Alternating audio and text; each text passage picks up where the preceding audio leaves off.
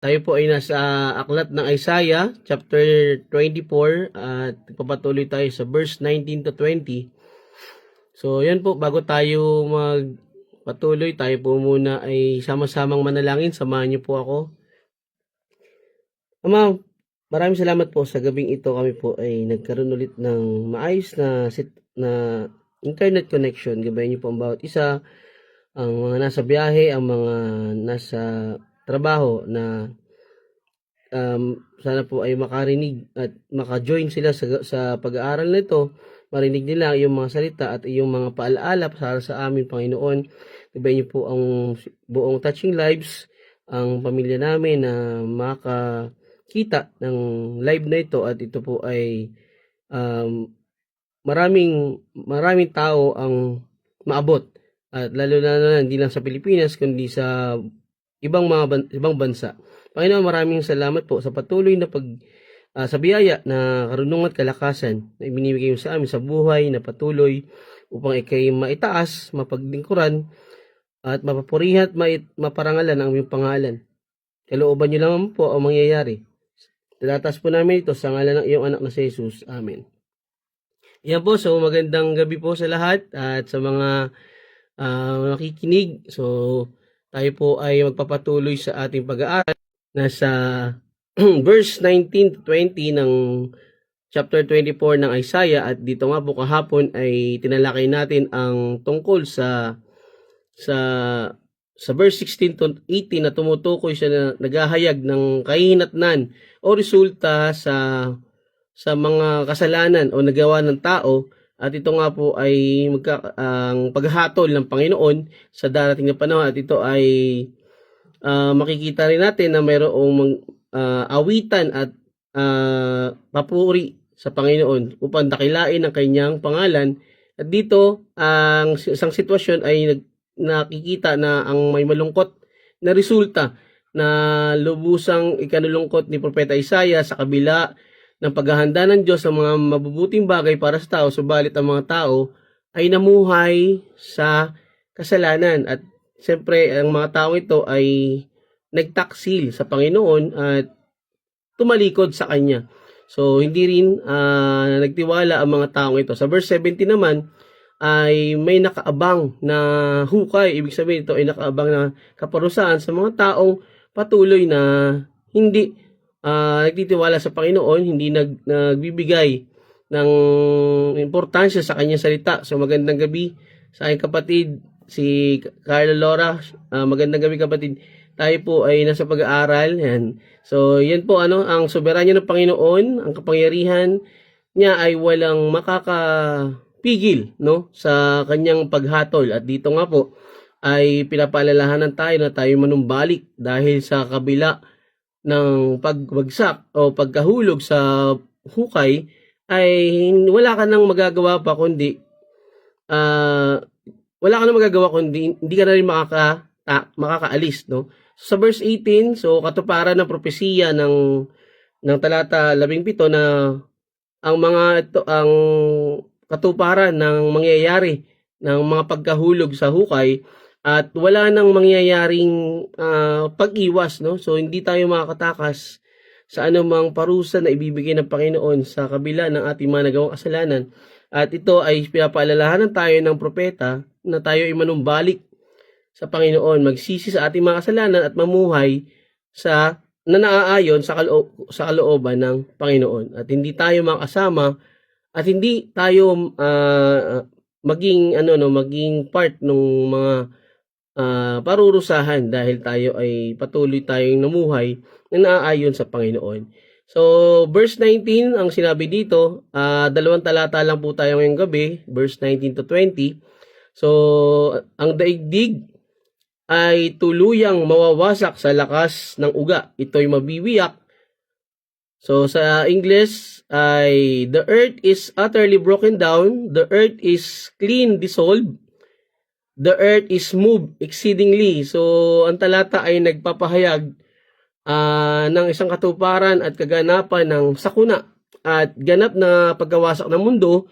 At dito po ay inulit muli ang mensahe ng pagkasira, no? So sa talatang ito ay muling bibigyan ng babala ang mga Israelitang matitigas ang ulo, yung mga patuloy na sumusuway kay Yahweh. So inilarawan ang magiging pagkawasak sa pamamagitan ng pagkabiyak ng mga lupa. So ang pareralang ginamit sa talatang ito ay naglalarawan ng isang malakas na lindol. So alam naman natin kung ano itsura o ano nangyayari pag may lindol, no? So may tatlong proseso ang lindol. So ang pagputok at pagkakaroon ng maliit na paghihiwalay ng ibabaw. So sa English term nun is cleavage, ang cleavage.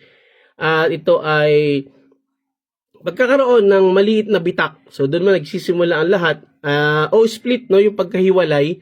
At ito ay isang unang senyales ng lindol. So sa pangalawa, sa pagnganga ng lupa, wide open, no? So malaking bukas ng lupa ay ito ang lalong pagbubukas o lumilikha ng malaking bangin, no? At ang paghihiwalay o final shattering convulsion, ito ang rurok ng lindol, no? At kung saan ang lupa ay marahas na nabasag sa isang malakas na pagyanig. So ang isa sa sinasabing pangyayari dito sa panahon ng Panginoon ay matinding kagipitan at ang mga malalakas na lindol na hindi pa nararanasan sa lahat ng panahon. So makikita natin to sa pahayag 16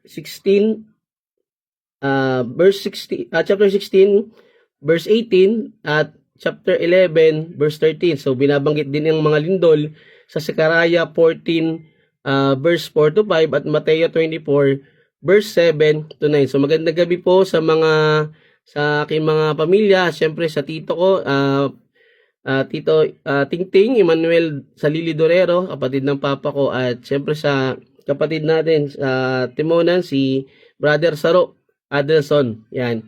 So magandang gabi mga kapatid, pwede po tayong makinig at magstay, no? So ang sinasabing pangyayari sa panahon ng Panginoon ay ito nga po yung makikita natin sa pahayag 16 to 18. Nabanggit dito sa magandang balita Biblia, kumidlat, kumulog at lumindol ng napakalakas. Ito ang pinakamalakas na lindol mula pananglikhain ang tao dito sa lupa. So sa NIV or sa English version, then there came flashes of lightning, numblings, peals of thunder, and a severe earthquake.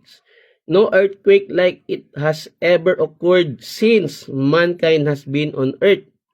So tremendous was the quake. So ito yung hindi pa nararanasan na intensity, no, o uri ng lindol. So pag sinabing ganito, ito yung pinakamalakas o pinakamatinding lindol na darating. So sa pahayag 11:13, sinabi dito ng oras ding iyon ay lumindol ng napakalakas at nawasak ang 10 bahagi ng lungsod at 7,000 tao ang namatay. So ang mga natirang tao ay natakot at niluwalhati nila ang Diyos ng kalangitan. Sa NIV version, at that very hour there was a severe earthquake and a tenth of the city collapsed. 7,000 people were killed in the earthquake, and the survivors were terrified and gave glory to the God of heaven. So sa Sekaraya 14:4-5, nabanggit din dito, no, yung tungkol sa lindol. Pwede natin basahin mga kapatid. At sa Mateo 24 chapter 7 to 9. So basahin ko para sa inyo. Sa Sekaraya 14:4-5, sa araw na iyon tatayo si Yahweh sa bundok ng mga olibo, sa gawaing silangan ng Jerusalem. Magkakaroon ng maluwang na libis sa gitna ng bundok, pagkat mahati ito mula sa silangan hanggang kanluran. Ang kalahati ay mapupunta sa hilaga, at sa timog naman ang kalahati. Sa verse 5, sa libis kayo daraan sa inyong pagtakas, tulad ng ginawa ng inyong mga ninuno ng lumindol sa Juda noong panahon ni Haring Osias, at si Yahweh ay darating na kasama ang mga anghel. Sa Mateo 24 verse 7 to 9 naman, ay maglalaban-laban ang mga bansa, at gayon din ang mga kaharian. Magkakaroon ng tagutom at lilindol sa maraming lugar. Ang lahat ng mga ito ay pasimula pa lamang ng mga paghihirap na tulad ng isang babaeng nanganganak. Pagkatapos ay kapuputan kayong lahat dahil sa inyong pagsunod sa akin. Isasakdal kayo upang pahirapan at patayin. So matinding pagkawasak ang tinutukoy dito, no? Dito po ay ang matinding pagkawasak ng mundo ang mangyayari kung saan ang lupa ay lubos na nabasag. So nahati, nawasak at nayanig, no? Ayon nga sa mga talatang nabanggit, hindi pa ito nangyari sa mundo simula ng likhain ang tao. So hindi pa to na-experience ng tao kahit sa ang part ng mundo. So naghahatid ito ng isang makapangyarihang larawan ng paghatol ng Diyos sa mundo, at ito nga po ay mismong ang pundasyon ng lupa ay magugulo. Magugulo mismo ang pundasyon ng lupa at mayayanig hanggang sa kanilang kaibuturan. So walang liwanag na walang iiwanang matatag o ligtas. So makikita natin dito ang paghatol ng Diyos dahil lang sa hindi natin pagsunod, no? Maraming sumusuway ng mga tao, at dito ay makikita natin yung kanyang magiging kaparusahan. So matinding sakuna ang mangyayari, o ibig sabihin ito po yung kaparusahan. So ang talatang ito ay isang makapangyarihan na nakakapukaw na paglalarawan ng pagkawasak at kaguluhan na magaganap sa lupa sa huling panahon. So ang imahe ng lupa na ganap na nasira at malinis na natunaw sa King James Version ay naghahatid ng isang pakiramdam sa pagiging wakas at hindi na maibabalik na pagkawasak. So totally hindi na makaka-recover. Sa King James Version ay binanggit ang pariralang gumagalaw ng labis na nagpapaunawa ng malakas at marahas na paggalaw o pagyanig ng mga pundasyon ng mundo. So ang pangunahing tema ng talatang ito ay ang ideya ng banal na paghatol at ang mga kahinatnan ng kasalanan ng tao.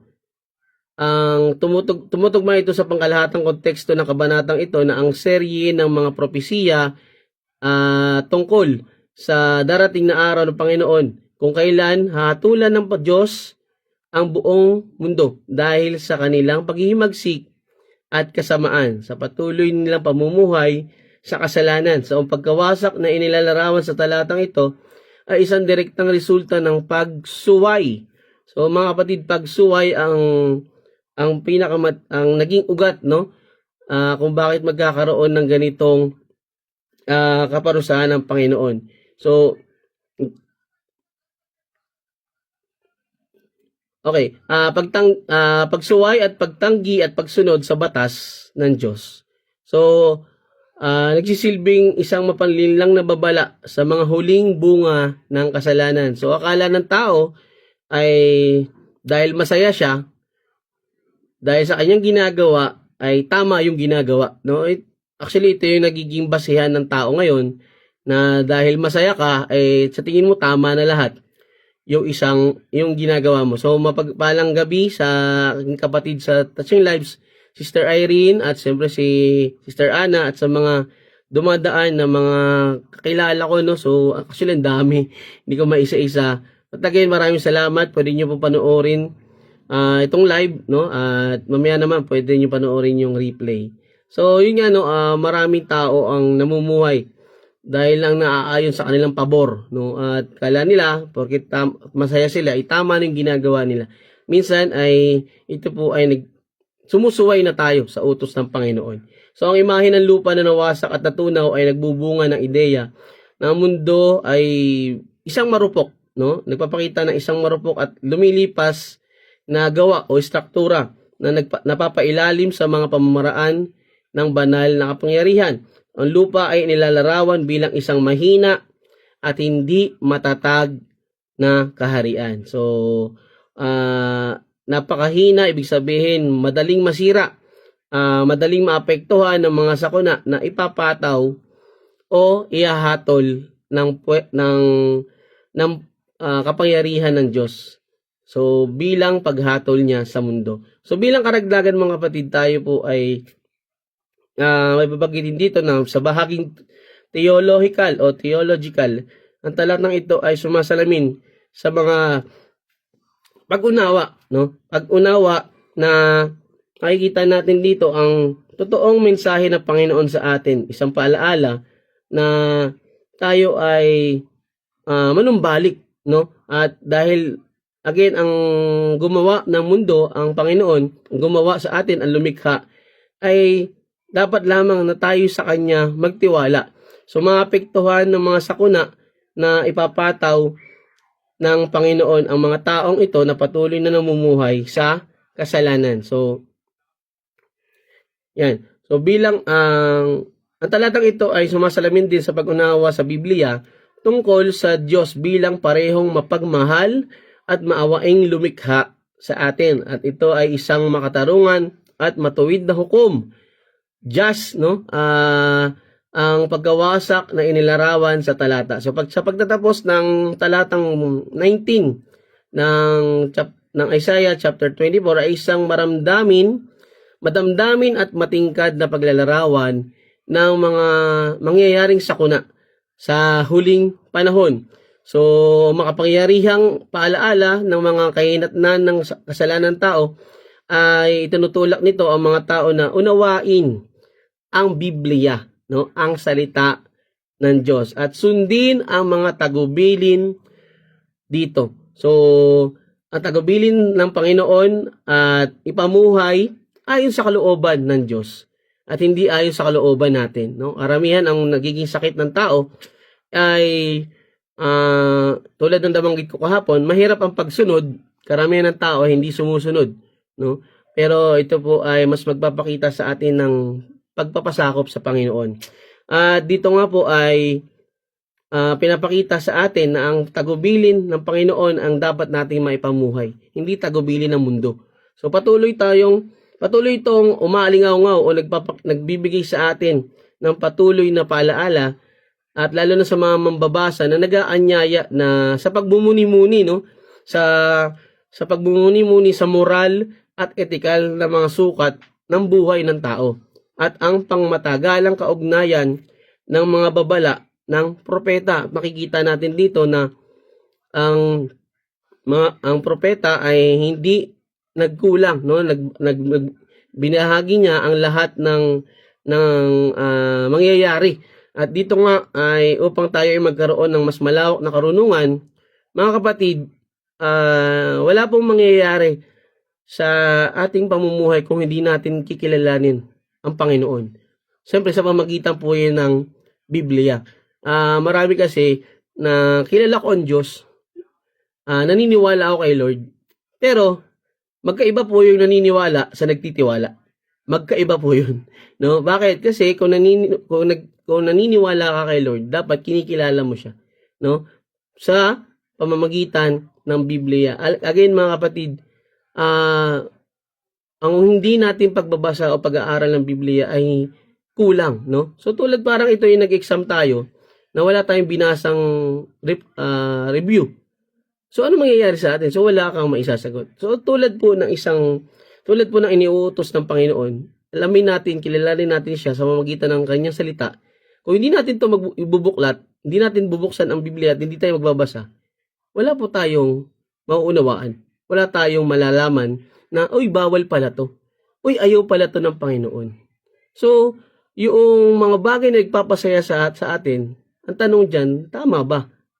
Ito ba ay nakapagbigay kaluguran sa Panginoon? So, yun po yung napaka-importante, no? Lalo na po sa panahon ngayon, napaka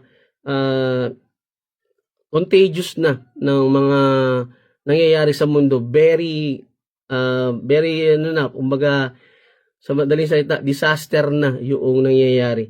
So, again mga kapatid, tayo ay pinapaalalahanan ng talatang ito na tayo ay mamuhay ayon sa kalooban at sa kaparaanan ng Panginoon. Hindi tayo ang Diyos. Hindi tayo pwede magsabing I declare, I claim it. Wala po tayong kapangyarihan. Kahit yung pagising natin sa umaga, hindi natin hawak yan. So again mga kapatid, sa Panginoon lang natin ipagkatiwala. Total surrender. Marami kasabi, I trust you, Lord. I trust you, Lord. Pero you're still trusting yourself. Once na sinabi mo, I trust you, Lord, you distrust yourself. Yan. So, verse 20, ang lupa'y tulad ng lasenggong pasuray-suray at kubong maliit na hahapay-hapay sa bigat ng kasalanan ng kanyang tinataglay, tiyak na babagsak ang sandaigdigan at hindi na babangon magpakailanman. Sa English, the earth shall reel to and fro like a drunkard, and shall be removed like a cottage. And the transgression thereof shall be heavy upon it, and it shall fall and not rise again. So ang talata po ay nagpapatuloy at nagpapahayag sa kalalagayan ng lupa na niyayanig ng malakas na lindol. Ang diskresyon sa talatang ito, sitwasyon ng lupa ay tila isang lasing na pasuray-suray at maliit na bahay na humahapay-hapay. So naalala ko, mayroong isang nangyari noong 1990 na lindol, no? Actual intensity 7. Alam natin kung gaano kalakas ang intensity 7 na lindol. At ito po ay nagpabagsak sa maraming gusali sa Baguio City kasama ang Holiday Inn. So noong mga panahong iyon ay nasa gitna, mayroong taong nasa gitna ng Ayala Avenue na sa Makati kung saan tabi-tabi ang matataas na gusali. Alam naman natin pagpunta natin ng Maynila at siyempre sa Makati, dikit-dikit o magkakalapit ang mga malalaking building, matataas na building. At dito ay kitang-kita ng mga panahong iyon na ang mga gusali ay tila sumasayaw dahil sa nagaganap na pag-uga ng lupa. So sa talatang ito, pinapahayag sa atin dito na tila nabibigatan ang lupa sa kanyang daladalang mga mabibigat na bagay. Ito ay nangangahulugan na ang isang sakuna o pangyayari kung saan ang lupa ay mayayanig ng marahas at mawawasak. At dito nga po ay maihalin tulad sa isang lasing na walang matatag na pagkilos. Ibig sabihin, alam naman natin pag lasing, pasuray-suray ang lakad niyan.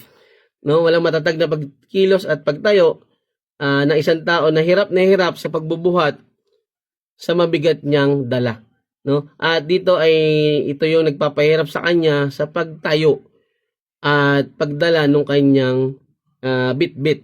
At dito nga po marami sa atin na mga gumagawa ngayon ng mga sistema na alam mo yun, nakaayon lamang sa kagustuhan ng sarili, no? Sariling kagustuhan, sariling intensyon na pumapabor sa ating mga kagustuhan. At dito nga po makikita natin na yung mga high-tech ngayon na gumagawa, no, yung prevention para sa lindol dito sa kalapit namin sa Imperial ay meron tong yung prevention nila, yung inilalagay na lang yung bahay para daw iwas lindol. Pero again mga kapatid, pag ang Panginoon is nagparusa, pagkasama ka, hindi ka makakaligtas, no? So kung ano man ang tibay ng ating mga gusali, wala itong magiging takas kasi hawak-hawak tayo ng Diyos.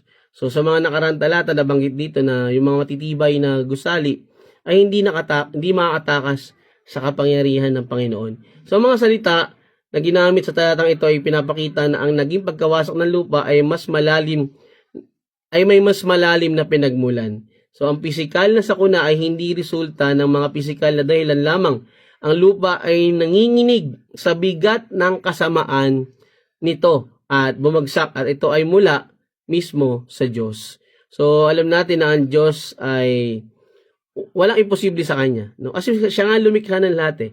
So ito po ay tama man umali, alam ng Panginoon kung ano yung at ang ginagawa ng tao. At dito ay alalahanin natin ang sinasabi sa huling pangungusap ng unang Samuel chapter 2 verse 8. Sa magandang balita sinabi niya dito, hawak mo ang langit na nilikha at sa iyo nasasalig ang lahat ng iyong gawa. Sa King James Version, for the pillars of the earth are the Lord's, and He hath set the word upon them. So nagpapakita ito na ang lupa ay nakatayo o hawak ng isang makapangyarihang Diyos. So ito po ay siya ang nagpapanatili ng ng hawak-hawak niyang ito, at ito ay nangyayari na ang pag-alog ng lupa at pagkawasak nito ay makikita na sa talatang ito na ayon ito sa pasya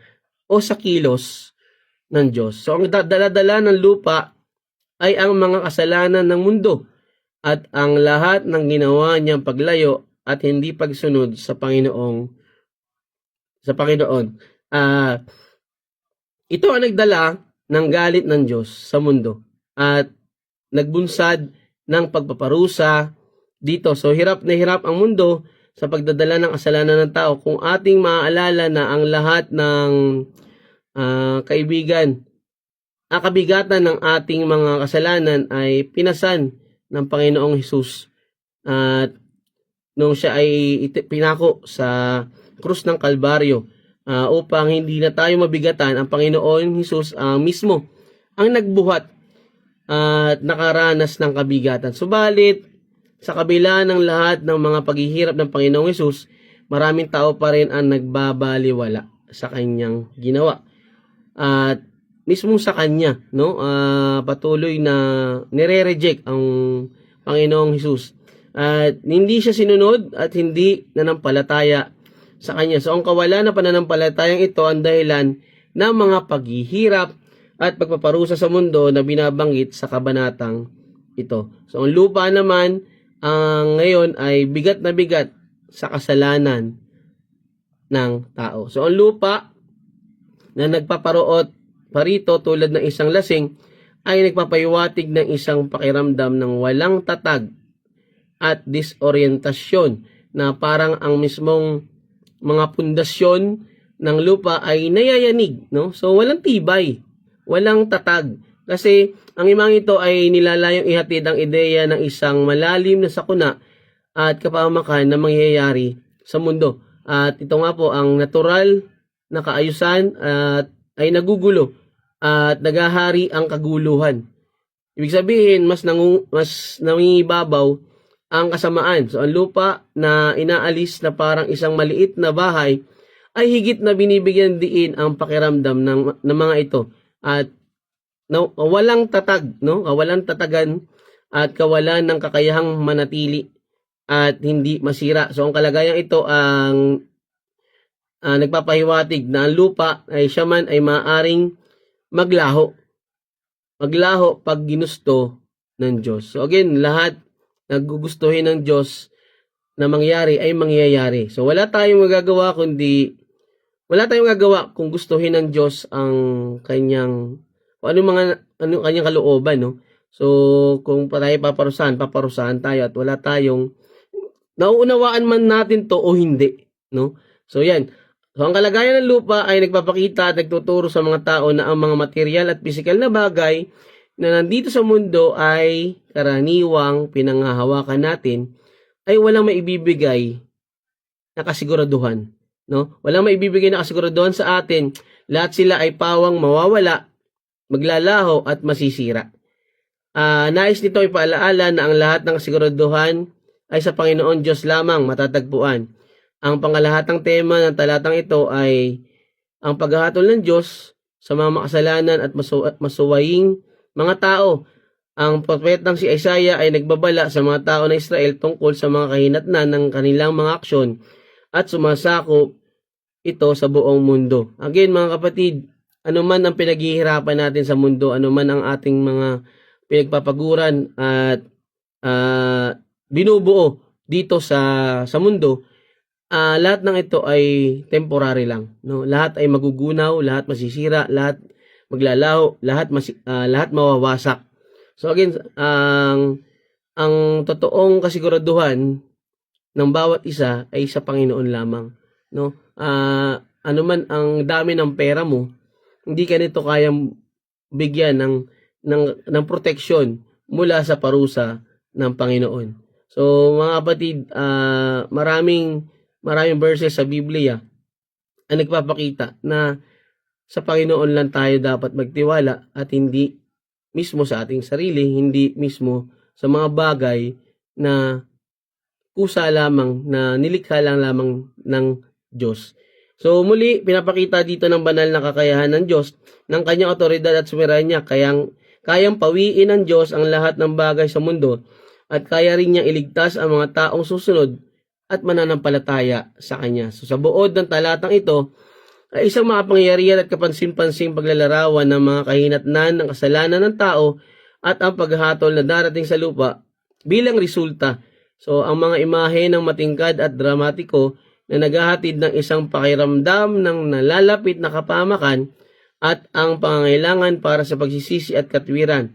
So ang talata ay nagsisilbing isang malakas na babala sa lahat, no? Tungkol sa mga kahinatnan at pagsuway at pangangailangan para sa banal na intervention at pagtubos. So ito ay isang makapangyarihan at walang hanggang mensahe na patuloy na tumatatak at nagpapaalaala, lalo sa mambabasa ngayon. So kaya nga mga kapatid, ang pagbuklat ng Biblia ay isang pangunahing aksyon upang mas makilala natin ang Panginoon, malaman ang kanyang mga tagubilin, at ito ay maipamuhay. Again, magkaiba po yung nagbasa ka lang at hindi mo inunawa. At magkaiba rin yung nagbasa ka lang, inunawa mo, pero hindi mo ipinamuhay. Dapat, binasa natin, naunawaan natin sa pamamagitan ng banal na Espiritu. No? Again, mga kapatid, yung pagbabasa natin ng walang gabay ng Holy Spirit ay it will nonsense kasi sariling karunungan lang natin yun eh. No? Marami ang mga tao ngayon na pag nag-aral ay naliliko, no? Naliligaw dahil sa maling pagkaunawa. So again, aralin, unawain, pagbulay-bulayan at ipamuhay. Kasi doon po ang pinaka dulo, no? Kasi bakit? Kusa pong lalabas ang bunga nito. So kaya mga kapatid, manumbalik tayo sa Panginoon sa mga patuloy na namumuhay sa kasalanan. Itong mga paalaala sa atin ng Diyos, ng propeta, ay isang continuous, no? Actually, patuloy, continual na paalaala na tayo ay sa Panginoon lamang magtiwala, manampalataya, at hindi sa mga bagay na meron ka ngayon. Kasi ito po ay walang maibibigay na kasiguraduhan upang tayo ay maligtas.